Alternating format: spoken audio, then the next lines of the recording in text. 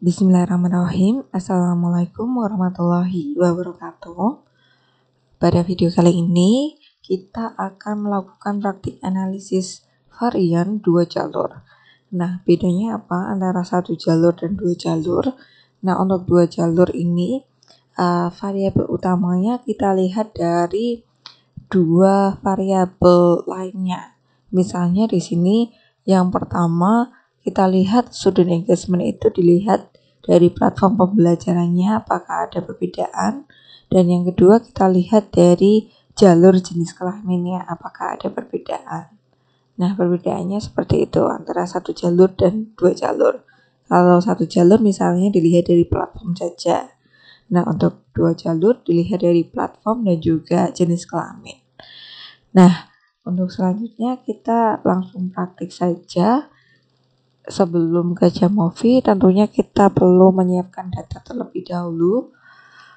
Nah, untuk datanya di sini ada jumlah subjek, kemudian ada jenis kelamin,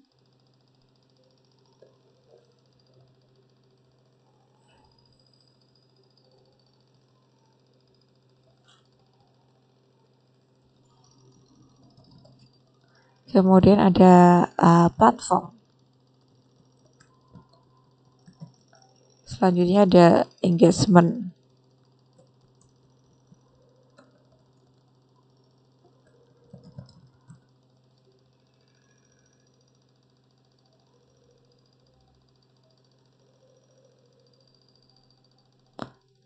Kita bisa lihat jumlah keseluruhan subjeknya.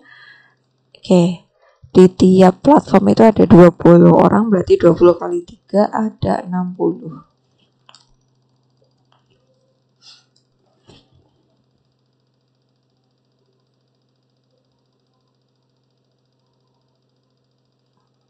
Oke, ada 60 subjek. Kemudian untuk jenis kelaminnya, kayak tiap kelompok 10 laki-laki, 10 perempuan. Kita bisa copy paste karena tiap kelompok sama ya. Jadi kita bisa langsung paste. Oke, kemudian untuk platformnya ada yang menggunakan WhatsApp, Google Classroom, dan Zoom.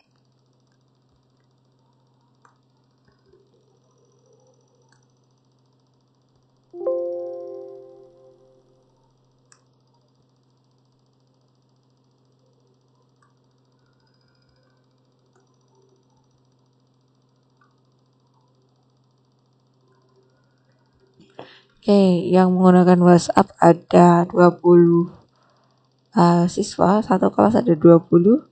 Kemudian Google Classroom juga 20. Zoom juga 20.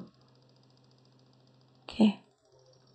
Nah, kemudian student engagement ini bisa kita kopas langsung aja.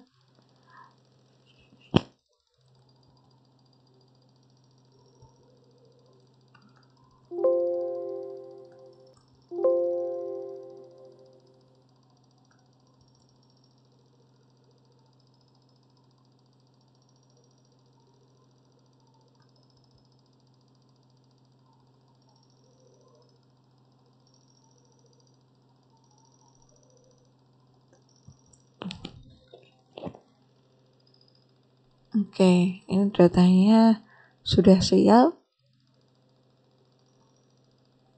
Oke, datanya sudah siap. Kita bisa copy paste. Kita copy dulu data jenis kelamin, platform, dan juga engagement. Kita copy kemudian kita pastekan ke Jamovi. Nah, untuk A kita ganti variabelnya jenis kelamin. Yang kedua platform.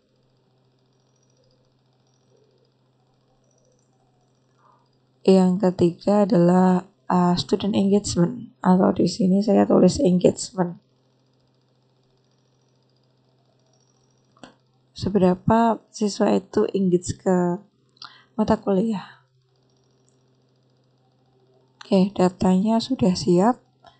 Nah, untuk analisis varian 2 jalur, teman-teman bisa klik ANOVA, kemudian ANOVA. Nah, engagement, teman-teman masukkan ke dependent variable. Nah, fix factor diisi jenis kelamin dan juga platform.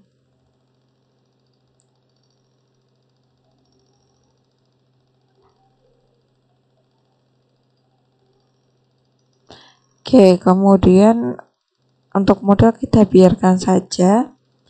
Nah, untuk uji asumsi, kita perlu melakukan uji asumsi homogenitas dan normalitas untuk memastikan bahwa data berdistribusi normal dan juga varian antar kelompok homogen. Untuk kontras kita biarkan. Untuk post hoc test, untuk post hoc test, teman-teman bisa lihat uji ANOVA-nya terlebih dahulu. Di sini ada uji ANOVA jenis kelamin, platform, dan juga uji ANOVA hasil interaksi antara jenis kelamin dan platform. Nah, jika di uji ANOVA-nya ini nilai P-nya ada yang signifikan atau kurang dari 0,05, maka yang kurang dari 0,05 itu perlu kita lakukan uji post hoc. Nah, di sini yang perlu dilakukan uji post hoc adalah bagian platform.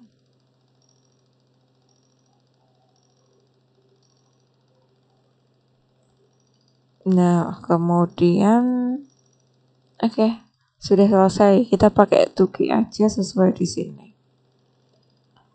Yang pertama nanti kita akan melaporkan hasil uji asumsi, kemudian uji ANOVA, kemudian baru post hoc testnya.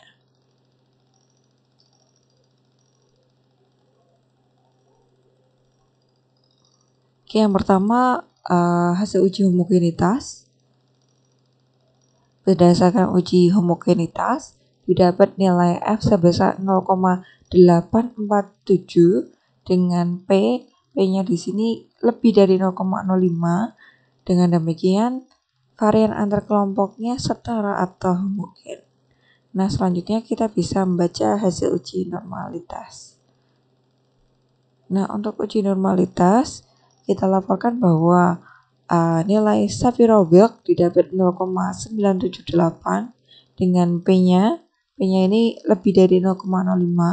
Dengan demikian, data score student engagement berdistribusi normal. Nah, karena varian antar kelompok homogen, kemudian datanya berdistribusi dengan normal, maka kita bisa melakukan uji parametrik yaitu menggunakan ANOVA 2 jalur. Kalau semisal tidak berdistribusi tidak normal, maka teman-teman perlu menggunakan statistik non parametrik, misalnya pakai Kruskal-Wallis. Nah, di sini ada hasil uji ANOVA. Nah, untuk uji ANOVA kita baca yang pertama uji ANOVA jenis kelamin. Nah, untuk uji ANOVA jenis kelamin diketahui nilai F-nya sebesar 2,661. Kemudian P-nya ini lebih dari 0,05 sehingga tidak ada perbedaan student engagement dilihat dari jenis kelamin, bahwa student engagement antara laki-laki dan perempuan itu tidak berbeda. Nah, selanjutnya kita melihat dari platform, kita laporkan nilai F-nya ketemu 12,983. Nah, adapun P-nya di sini kurang dari 0,05 sehingga bisa kita simpulkan ada perbedaan student engagement dilihat dari platform kuliah, atau ada perbedaan student engagement antara yang menggunakan WhatsApp, Google Classroom, dan Zoom. Nah, karena ada perbedaan, nanti kita perlu membaca uji post hoc-nya.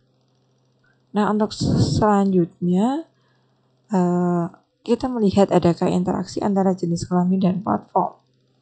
Kita laporkan dulu nilai F-nya 0,266, kemudian nilai P-nya. Nah, ternyata P-nya ini lebih dari 0,05 sehingga tidak ada interaksi antara platform yang digunakan untuk kuliah dan juga jenis kelamin dalam mempengaruhi student engagement. Nah, untuk selanjutnya kita perlu membaca uji post hoc.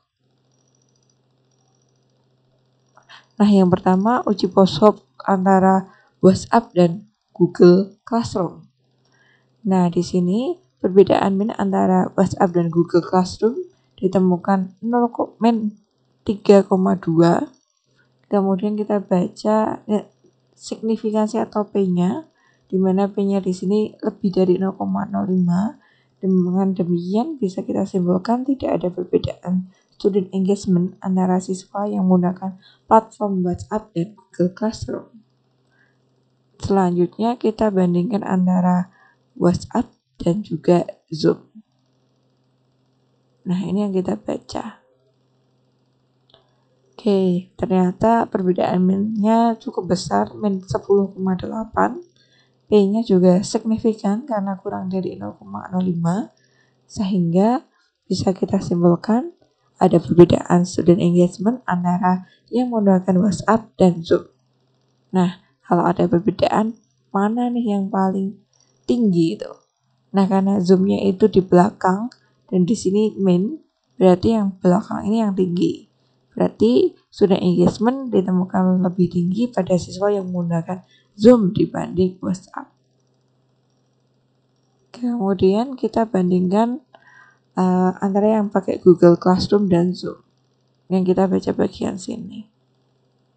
Nah, di sini ternyata P-nya juga kurang dari 0,05, sehingga memang ada perbedaan student engagement antara yang menggunakan Google Classroom dan Zoom.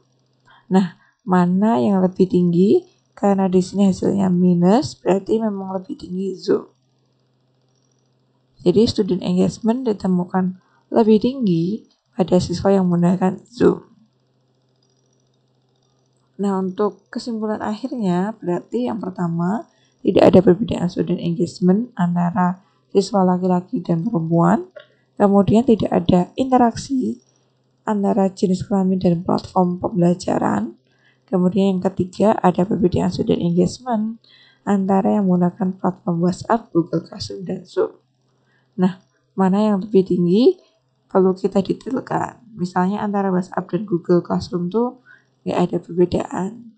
Tapi antara Zoom dan WhatsApp ternyata lebih tinggi Zoom. Antara Zoom dan Google Classroom lebih tinggi Zoom. Oke, sampai di sini tutorial praktik analisis varian 2 jalur. Semoga bermanfaat. Wassalamualaikum warahmatullahi wabarakatuh.